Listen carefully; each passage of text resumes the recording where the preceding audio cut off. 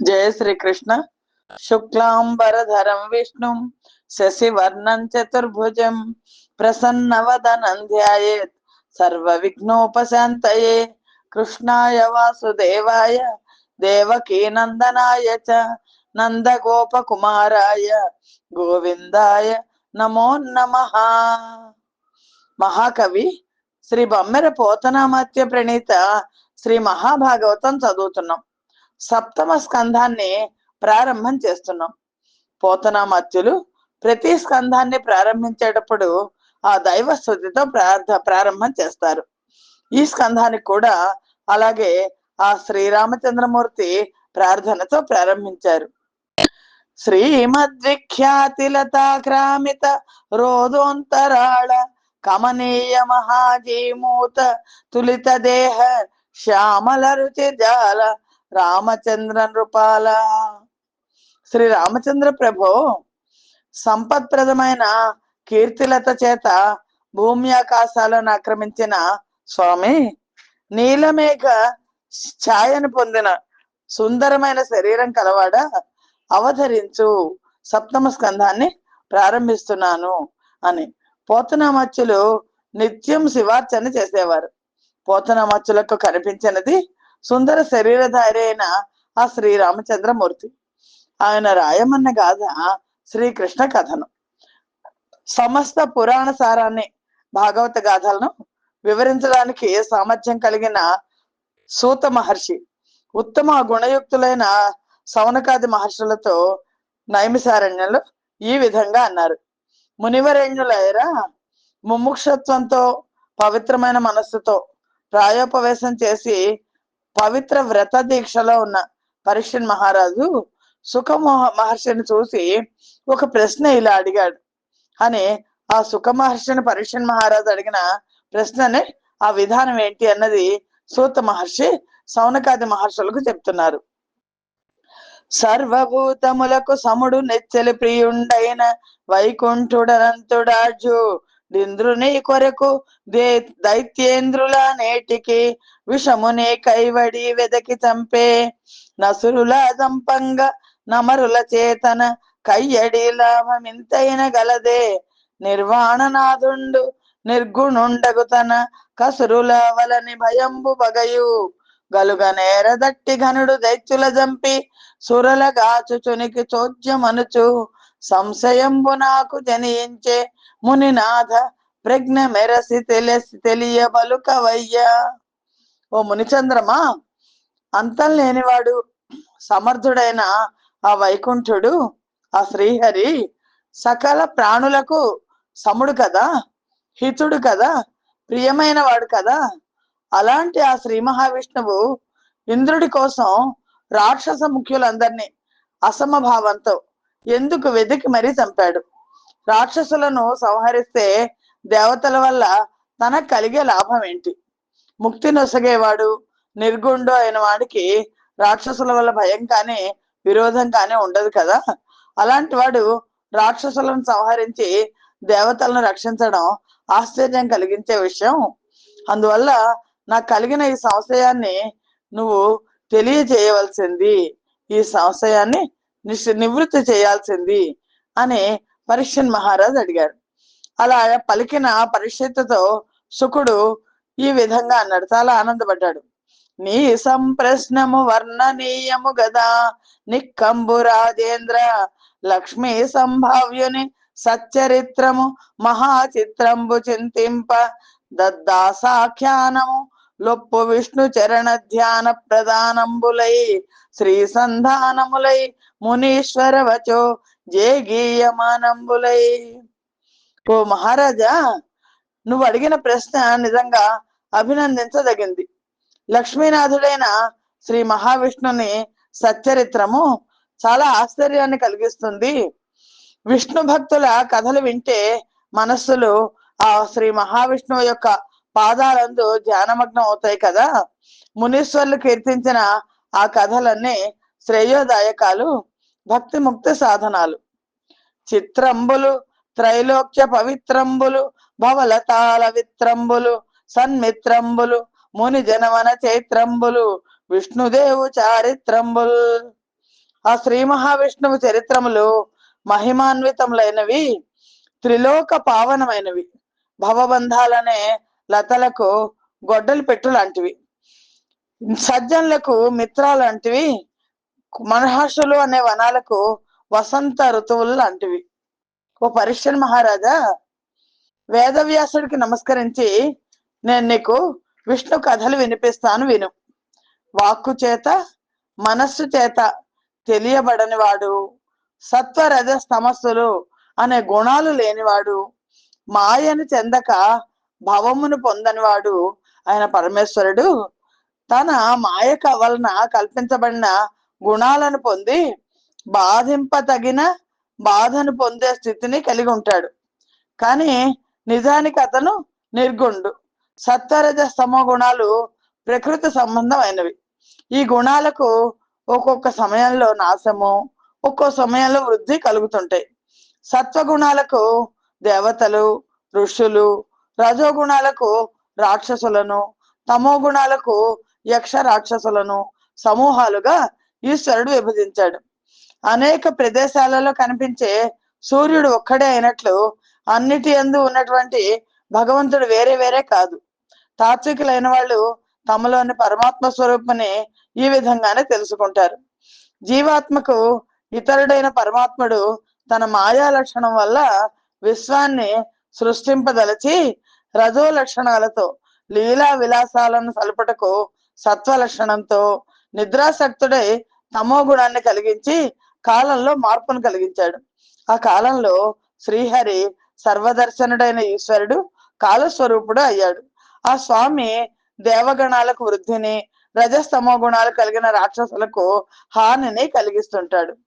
జననాయక ఈ అర్థము ఘనయసుడగు ధర్మజునకు గ్రతు కాలమునన్ మును నారదుండు చెప్పెను వినిపించద వినము చెవులు విమలత నొందన్. ఓ పరీక్షన్ మహారాజా, తత్వసారంతో కూడిన ఈ విషయాన్నంతా పూర్వం ధర్మరాజుకు యజ్ఞం చేసే సందర్భంలో నారదుడు ఉపదేశించాడు. వీణుల విందుగా ఈ విషయాన్ని నేను నీకు వినిపిస్తాను, శ్రద్ధతో విను అని పరీక్షన్ మహారాజుతో సుఖ మహర్షి ఇలా చెప్పడం మొదలెట్టాడు. ఒక్కొక్కప్పుడు ధర్మరాజు రాజసూయ యాగం చేశాడు. అలా చేసినప్పుడు తెలియనివాడు, అజ్ఞాని, మాయామోహితుడైన శిశుపాలుడు ఆ శ్రీ మహావిష్ణువును, శ్రీకృష్ణుని నిందించాడు. దాంతో శ్రీకృష్ణుడు వాడి అయిన చక్రాయుధంతో శిశుపాలుడి శిరస్సు ఖండించాడు. శిశుపాలుడి శరీరం నుంచి తేజో రూపంలో శిశుపాలుడు ఆ శ్రీహరి దేహంలో ప్రవేశించాడు. అది చూసి ధర్మరాజుతో పాటు సభలో ఉన్న వాళ్ళందరూ కూడా ఆశ్చర్యపోయారు. ధర్మరాజు నారద మహర్షిని ఈ విధంగా అడిగాడు.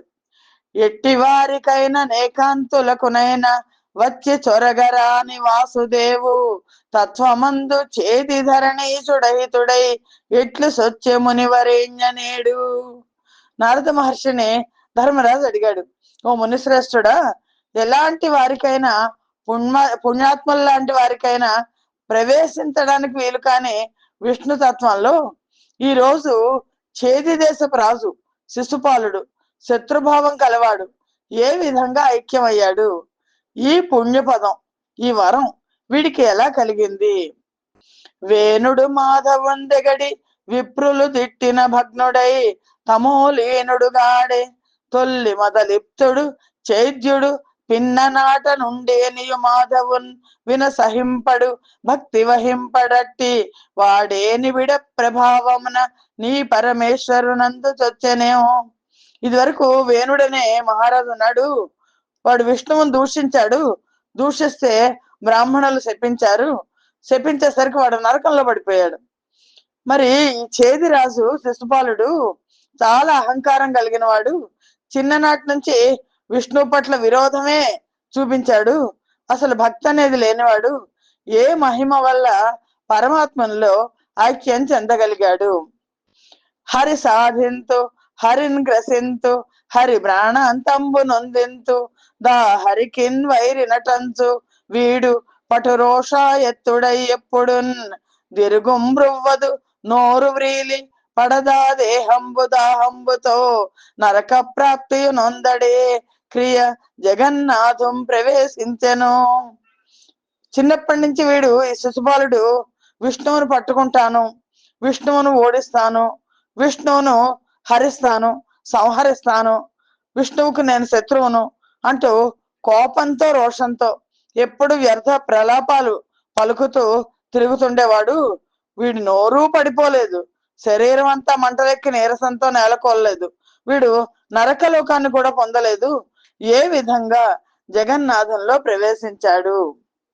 అంతేకాదు ఈ శిశుపాలుడు తన సోదరుడైన దంతవక్త్రుడు ఎప్పుడు ఆ శ్రీకృష్ణుని నిందిస్తూనే ఉంటారు కదా. అలాంటి వారు సమస్త జనులు చూస్తుండగా విష్ణు సాయుధ్యాన్ని పొందిన కారణం ఏంటి? గాలికి కదలాడే దీపశిఖలాగా చెలించే నా హృదయం ఈ వార్తను విన్నప్పటి నుంచి కలత చెందుతోంది అని ధర్మరాజు నారద మహర్షిని అడిగారు. అలా పలికిన ధర్మరాజుతో నారదుడు ఈ విధంగా అన్నాడు. పొగడ్తలు అవమానాలు శరీరానికే ఉంటాయి కానీ పరమాత్మకి అంటవు.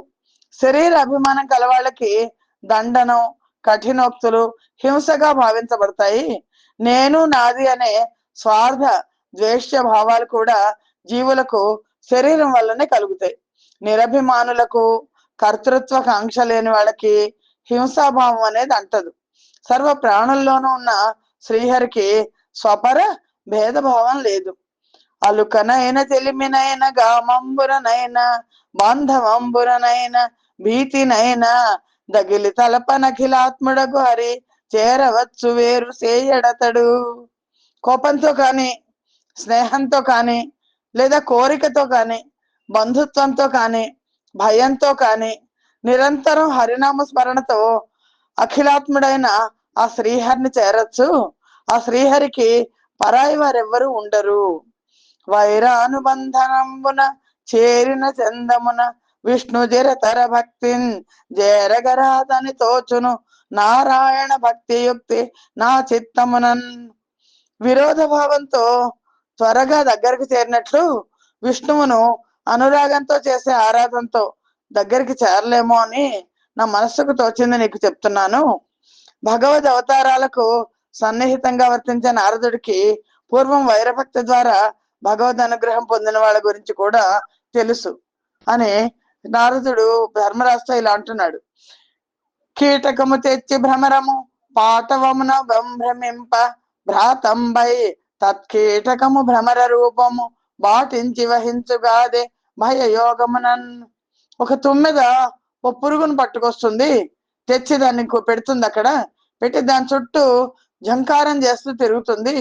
ఆ భ్రాంతితో ఆ కీటకం తుమ్మెదని తలుచుకొని చివరికి తాను కూడా తుమ్మెద రూపం పొందడం లేదా అని ఈ విధంగా అని ఎవరెవరు ఎలా ఆ పరమాత్మను చేరతారు అన్నది నారద మహర్షి చెప్తున్నారు.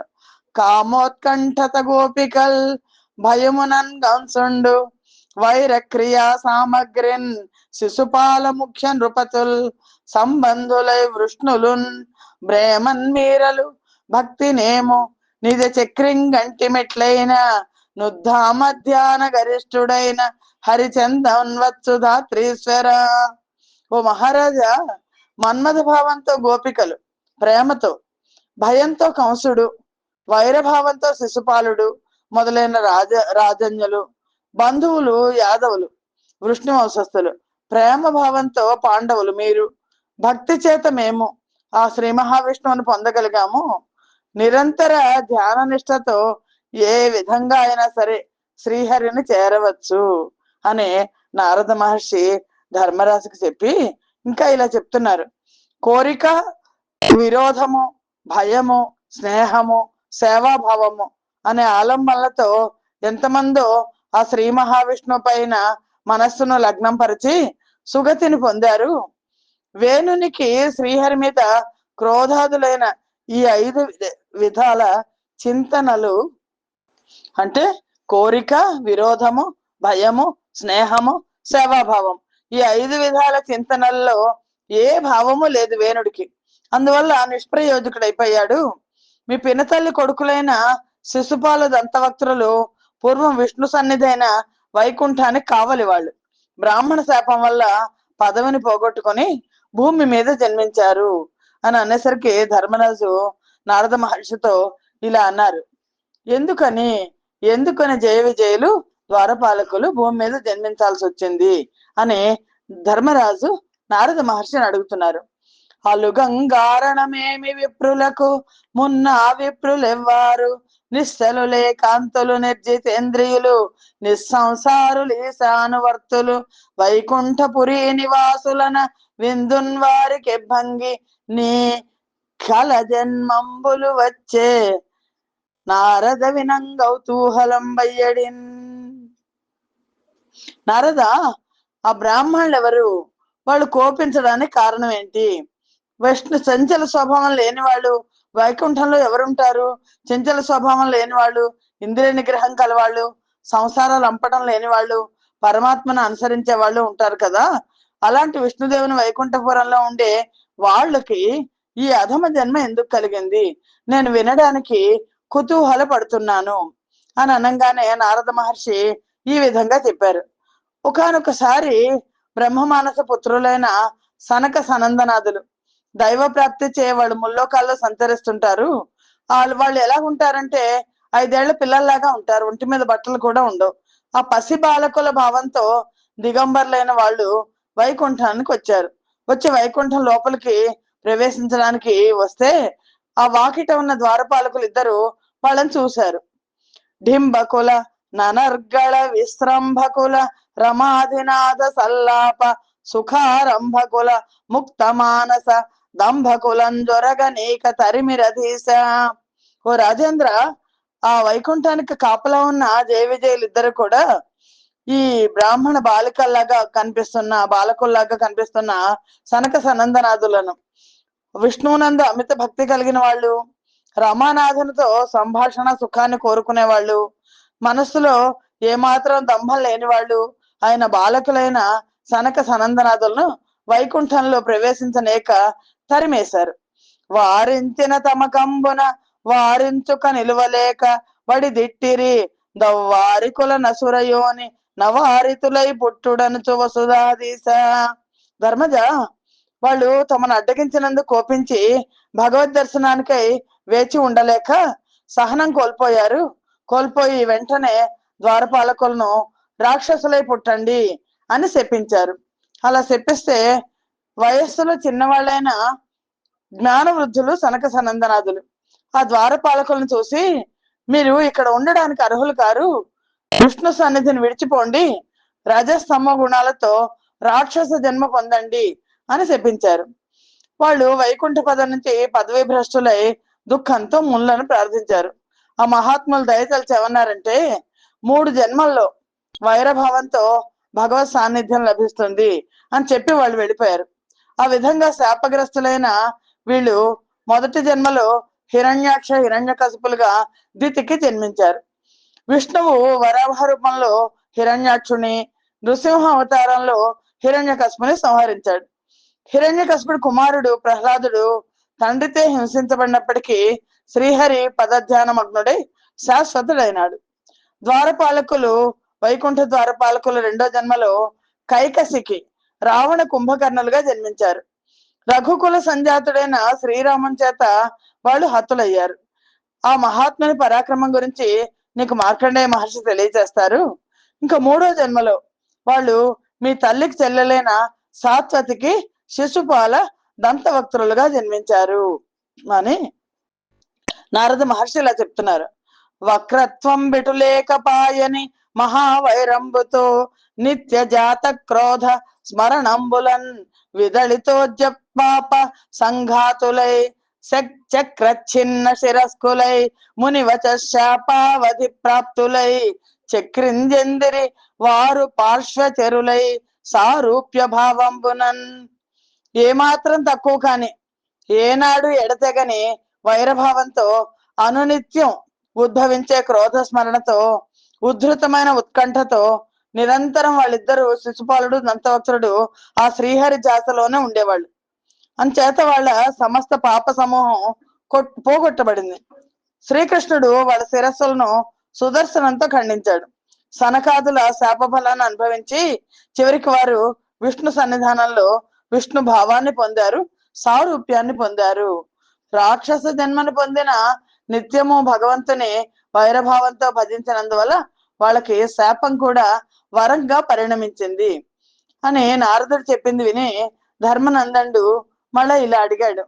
వాలున్ హరిపద చింతాశీలున్ సుగుణాల వాలు శ్రీమన్మేధాజాలున్ సంతోషింపక ఎలా శిక్షించే రాక్షసేంద్రుండనగా.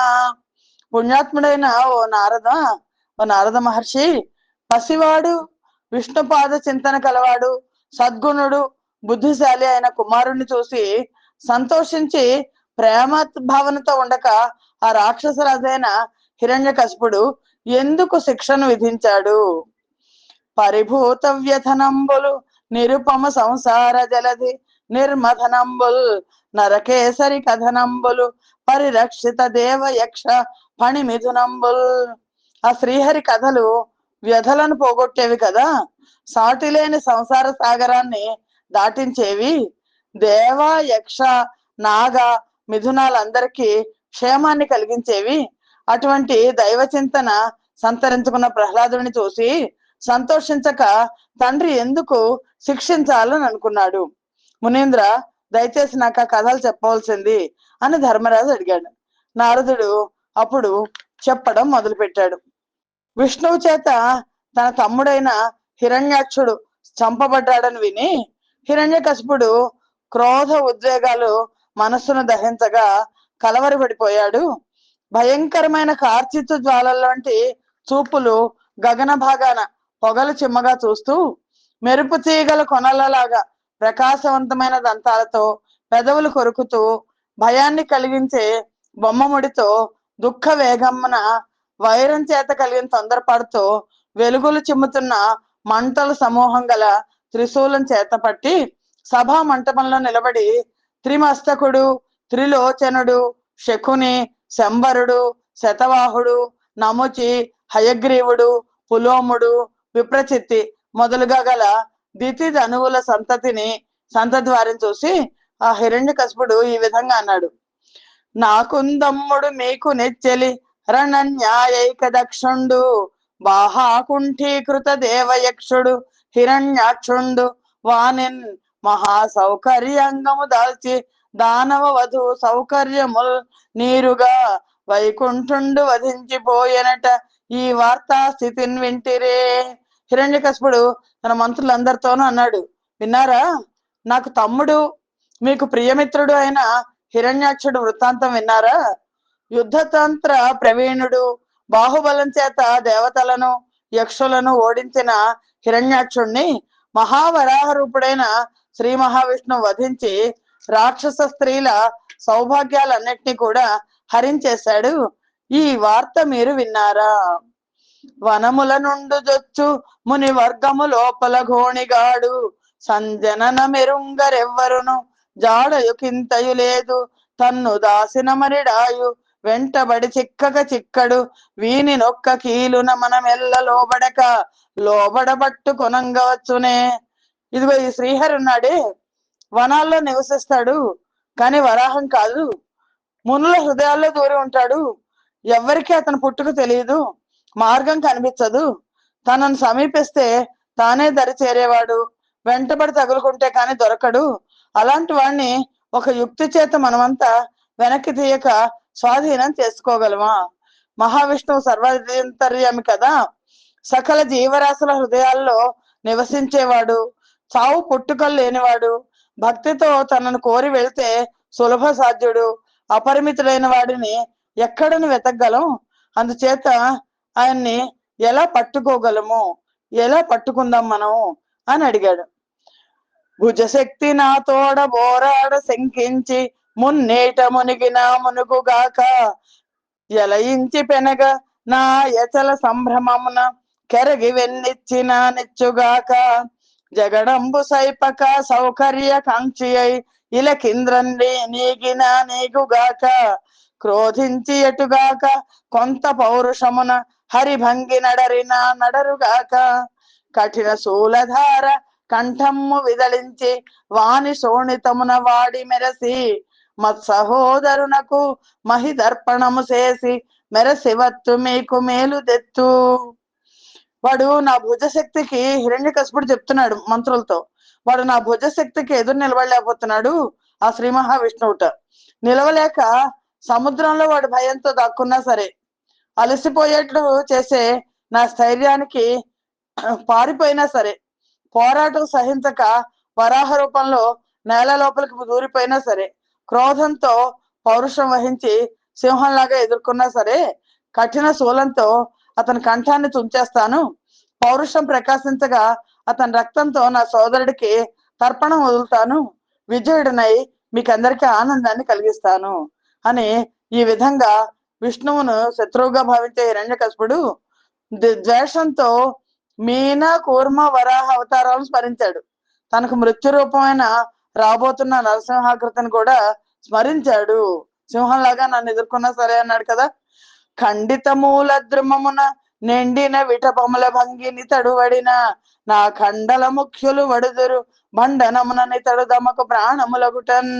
నేను యుద్ధంలో ఇతన్ని పరిమారిస్తే, అంటే ఈ శ్రీ మహావిష్ణువుని నేను చంపేస్తే కనుక వేర్లు తెగిన చెట్టు కొమ్మలు ఎండిపోయినట్లు విష్ణువే ప్రాణమని భావించిన ఇంద్రుడు మొదలైన దేవతలందరూ కూడా వాళ్ళు నిర్జీవులు అయిపోతారు.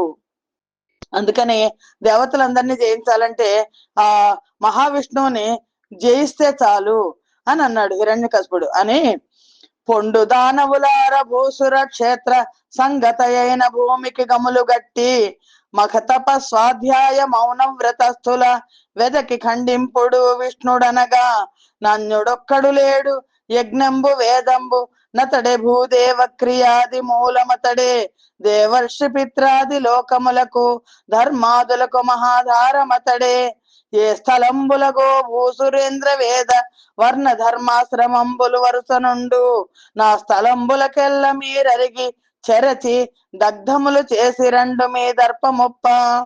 ఓ రాక్షసులారా, మంత్రులందరితో చెప్తున్నాడు, మీరందరూ వెళ్ళండి, అందరూ కలిసి వెళ్ళండి, సమూహంగా వెళ్ళండి, బ్రాహ్మణ మాన్యాలతో ఉన్న చోట్లకి వెళ్ళండి, యజ్ఞాలు ఎక్కడ జరుగుతున్నాయో, తపస్సు ఎక్కడ జరుగుతోందో, వేద పఠనం ఎక్కడ జరుగుతోందో, మౌనవ్రతం ఎక్కడ అవలంబిస్తున్నారో వాళ్ళందరినీ వెతికి వెతికి సంహరించండి. విష్ణు అంటే ఎవరో వేరుగా లేడు, యజ్ఞకర్మం వేదము అతని స్వభావాలు, బ్రాహ్మణుల కర్మలన్నిటికీ మూలం అతనే, దేవాది లోకాలకు ధర్మార్థ కామములకు అతడే ఆధారం. ఏ ప్రదేశాల్లో గోబ్రాహ్మణ వేద కులాచారాలు క్రమం తప్పక ఉంటాయో అక్కడికి పోయి మీ దర్పం కొద్దీ వాటిని నాశనం చేయండి. హిరణ్యకశిపుడు రాక్షసులను ఇలా దుష్ట కార్యాలకు పురికొల్పాడు. పురికొల్పినా సరే ఆయన విష్ణు తత్వాన్ని, విష్ణు ఉనికిని మాత్రం తెలియజెప్పాడు. మోక్ష సాధకులకు ఉండే జన్మ సంస్కారాలన్నీ హిరణ్యకశిపుడికి తెలుసు అని ఈ విధంగా ఆదేశించిన హిరణ్యకశిపుని ఆజ్ఞను శిరసావహించి రాక్షసులు అనేక మంది భూమండలం మీద పడ్డారు. గ్రామపుర క్షేత్ర ఖర్వట ఖేట ఘోషారామ నగరాశ్రమాధికములు గాలించి కొలకులు గలచి ప్రాకార గోపుర సేతువులు ద్రవ్వి పుణ్యభూచ చయములు ఖండించి సౌధ ప్రపాగేహ పర్ణశాలాదులు పాడు చేసి సాధుగో బ్రాహ్మణ సంఘములకు హింస గావించి వేద మార్గములు సెరచి కుతల మెల్లనిట్లు కోలాహలంబుగా దైత్యులాచరింప తల్లడిల్లి నష్టమూర్తులగుతూ నాకలోకము మాని అడవులందు దొచ్చి రమరవరులు. పల్లెలు పట్టణాలు, ఈ హిరణ్యకశిపుడు మంత్రులు రాక్షస సేన పల్లెలు పట్టణాలు, వ్యవసాయ క్షేత్రాలు, గొల్లపల్లెలు, తోటలు, రాజధానులు, ఆశ్రమాలు ఇవన్నీ ధ్వంసం చేస్తూ నీటి మడుగులన్నీ పాడు చేశారు. ప్రహరులు, కోట బురుజులు, ఆనకట్టలు తవ్వేశారు. పుణ్యవాసాలైన వృక్షాలను నరికేశారు. మేడలు, చలివేంద్రాలు, ఇళ్ళు, పర్ణశాలలు ధ్వంసం చేశారు. సాధువర్తనలను, గోవులను, బ్రాహ్మణ సమూహాలను హింసించారు. వేద విహితమైన వాటిని చెడగొట్టారు. భూమండలం అంతటిని రాక్షసులు చీకాకు పరిచారు. ఆ కోలాహలానికి తల్లడిల్లిన దేవతలు వాళ్ళ నిజ ఆకృతులను కోల్పోయి మారువేషంలో స్వర్గం వదిలిపెట్టి అడవులకు పారిపోయారు. ఆ తర్వాత హిరణ్యకశిపుడు దుఃఖితుడై మరణించిన సోదరుడికి ఉత్తర క్రియలు చేశాడు. సోదరుని కొడుకులు శకుని, శంబరుడు, కాలనాభుడు, మదోత్కచుడు మొదలైన ప్రముఖులందరినీ ఓదార్చాడు. అలాగే వాళ్ళ తల్లిని, హిరణ్యాక్షుడు మిగిలిన భార్యలందరినీ రప్పించి తమ తల్లి దితిని చూచి ఈ విధంగా అన్నాడు: నీరాగార నివిష్ట పాంధుల క్రియన్ నిక్కంబు సంసార సంచారుల్ వత్తురు గూడి విత్తురు సదా సంగంబులేదొక్కచో శూరుల్ ఓయడి త్రోవబోయెను భవత్సూనుండు తల్లి మహాశూరుండాతడు తద్వియోగమునకున్ శోకింపని కేటికిన్. అమ్మా, నీ కొడుకు వియోగానికి నువ్వెందుకు దుఃఖిస్తున్నావు? లోకం ఒక చలివేంద్రం లాంటిది. ప్రాణులందరూ దాహం కోసం వచ్చిన బాటసార్లు. వాళ్ళు వస్తారు, తాగుతారు, వెళ్ళిపోతారు. దాహం తీరిన వెంటనే వెళ్ళిపోతున్నట్లుగా సంసారం అందు కూడా వాళ్ళు వచ్చిన పని కాగానే వెళ్ళిపోతారు. ఎప్పుడూ ఒకే చోట కలిసి ఉండడం అనేది లేదు. పరాక్రమవంతులు వెళ్లే దారిలో నీ కుమారుడు వెళ్లి వీరగతిని పొందాడు. అతను మహాయోధుడు. అలాంటి వీరుడి కోసం దుఃఖించడం నీ వంటి అసుర మాతకు తగదు అని హిరణ్యకశిపుడు చెప్తున్నాడు.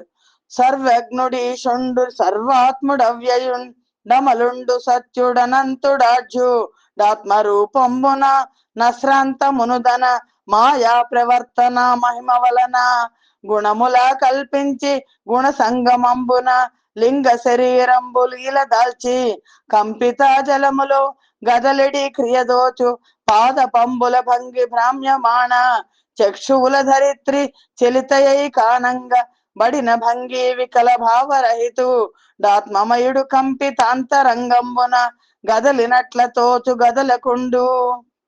సర్వము తెలిసినవాడు, సర్వ జగత్ ప్రభుడు హిరణ్యకశిపుడు తల్లికి చెప్తున్నాడు.